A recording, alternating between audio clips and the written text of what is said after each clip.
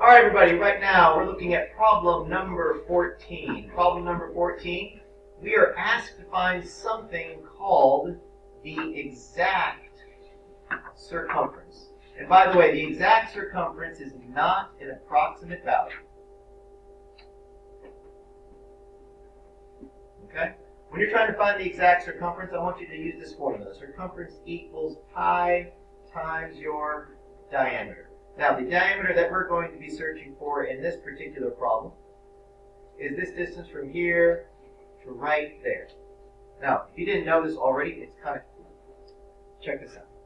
If I randomly draw a segment from here to a point of the circle, and then go from here to right there, you know what that angle is right there? 90, you're right.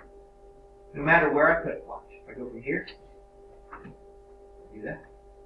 You know what this angle is right there? 90. That will always be 90, no matter what. So automatically, even though they didn't give it to us, you know what this angle is right here? 90.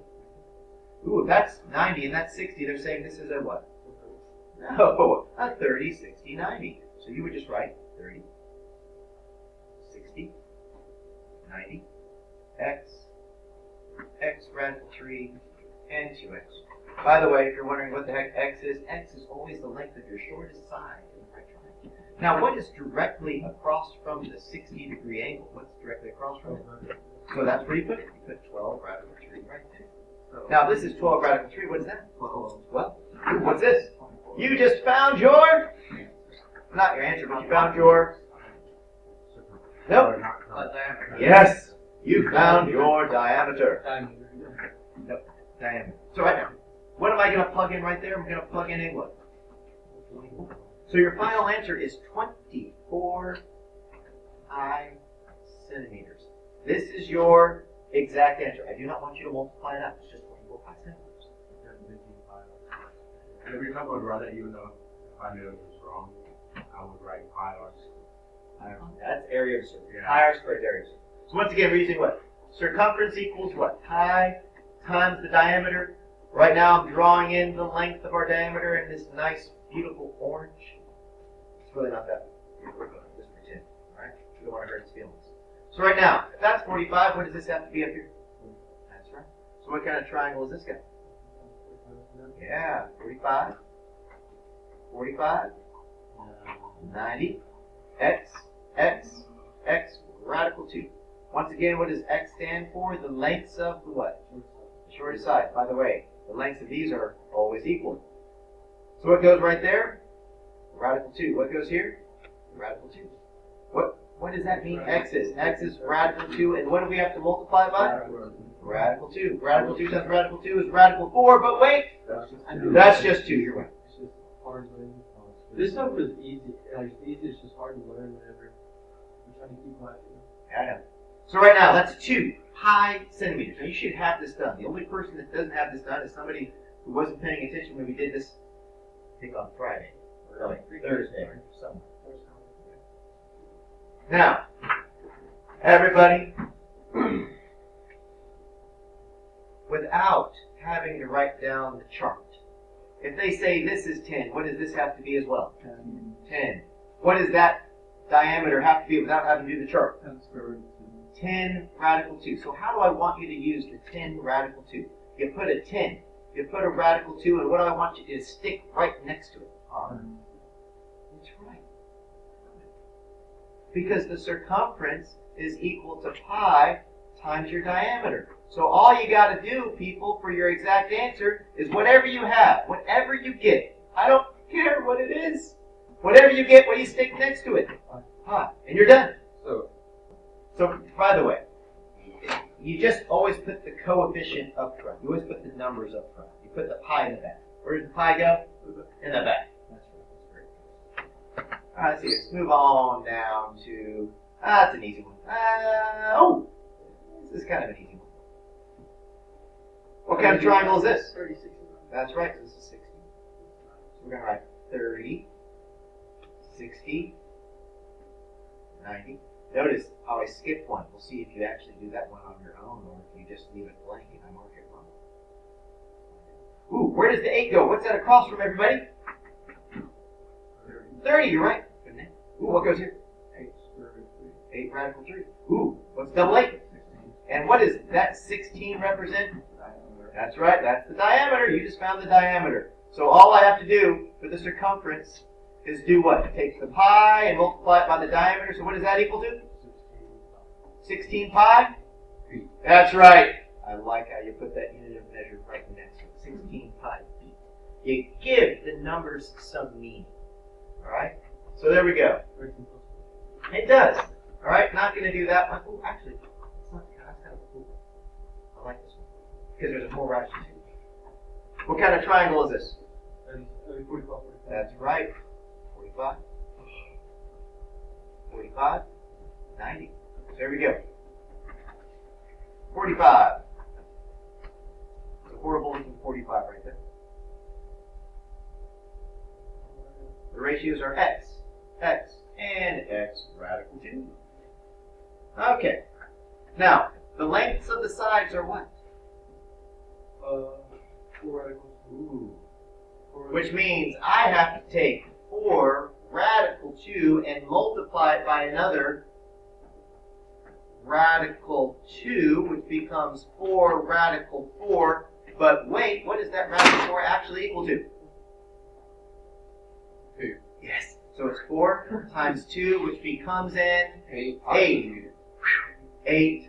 pi centimeters. You're done. That's the exact answer. Okay. Now, what we're going to do now is we're going to go down to a little bit more difficult one, which is problem number 22. But because I bet the 2 problems that we're going to do, these are the last 2 that we're doing, as far as these types of problems. We're going to do 21 and 22. Now, 21 is not a 30, 60, 90, and it is not a 45, 45, 90. I know this because that says 53.13. That's kind of weird. Why would Mr. Dembu make that 53.13 degrees? I don't know. We'll find out. By the way, we need to use sine. We need to use sine. We'll see. By the way, that's the hypotenuse, right? So the diameter, sorry, I was trying to draw it. The diameter is equal to the what?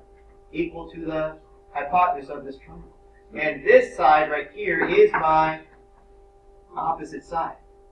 So, you're right. We're going to use what? The sine. 53. Sine of 53.13. 13 degrees equals 12 over 8. 12 over h. Uh-oh, this is the one where it gets a little bit tricky, because when we cross multiply, we are not finished, are we? What are the cross products? H times sine of 53.13 degrees is equal to 12 times 1, which is 12. By the way, if you're wondering what I did, cross products right there. What's your number? Both sides. Yeah, and we have to divide.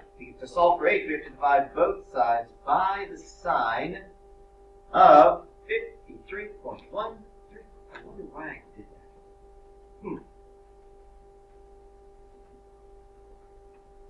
We have to do this, right? So if I go to my calculator, and I do 12 divided by the sine of 53.13 and press enter, what do I pretty much get? 15 pi feet. So the answer is? 15 pi feet. That's right, the circumference is 15 pi feet. Because 15 represented the what? The length of the diameter. This is the process. That's the answer. All right, moving on. Final problem.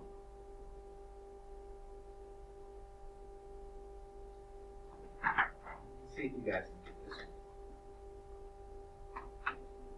If you guys can get the exact answer to this one, that means you really know how to work with 30, 60, 90. If you don't, that means you still are a young Padawan when it comes to 30, 60. That's the only one I did it, but I don't know if I got it right. So, first things first, you have to figure out where you might put the 8. Where do you put the 8? Then you have to ask yourself, how do I go from here backwards? Well, there's 2 steps. First step, take 1/3 of the 60-degree side. Ooh, what's 1/3 of 8? 8/3. Good job. Step 2, multiply that answer by a radical 3. The exact sign right here. This is 8 radical 3 over 3. Which means double that would make this 16 radical 3 over 3 over 3. This is the length of your diameter. I got it right. So, by the way, I don't want an approximate value. I wanted an exact value. So the circumference is finally equal to 16 radical 3 over 3 times what? Times pi, and you put feet right there. That is your exact answer. Sorry? 23rd. Let's see. I was stuck on 20. This one? Is that 23? I did 23. I was stuck on 24. All right, we'll look at 23 real quick. All right, 23. I'm going to zoom in. By the way, do you guys know what that right there is called inside the circle? The radius. Ah, that's a radius. So I'm going to label this R. You know what this is called inside the circle? A radius. That's going to be called R. By the way, would you agree that x squared plus y squared would equal that radius squared? Because that's a right triangle. This side squared plus this side squared equals that side squared. Yep. By the way, we're going from the old a squared plus b squared equals c squared. Which I'm asking you is this. Is this right here, is this a right triangle right there? Yeah. Yes. Is this also a right triangle right there? Which means, I know some of you like to put up, that's fine. If you want to put up and waste your time, that's fine. I'm going to continue to go. Nobody's leaving until we get this problem done. So you might as well just stick around. By the way, p squared plus t squared equals r squared. I'm going to add these together. R squared plus r squared actually becomes 2r squared. 2r squared. Now, if you look at the very, very, very, very beginning of the problem, the sum of all of these, it tells you at the very beginning of the problem, the sum of all of them was a 288. So you divide both sides by 2. Well, yes, because I taught the teacher this one. Okay? Yes. This was the one you're like, hey. Hold on. That becomes a 144. So what does your radius equal? 12. Uh-oh. Well, what's your diameter equal to? 24. So your circumference is equal to 24 pi. But since it didn't give us units, we just put 24 pi units. No, you can turn it in tomorrow. By the way, it's due tomorrow. See if you can finish up the rest of them on your own. Have a wonderful day.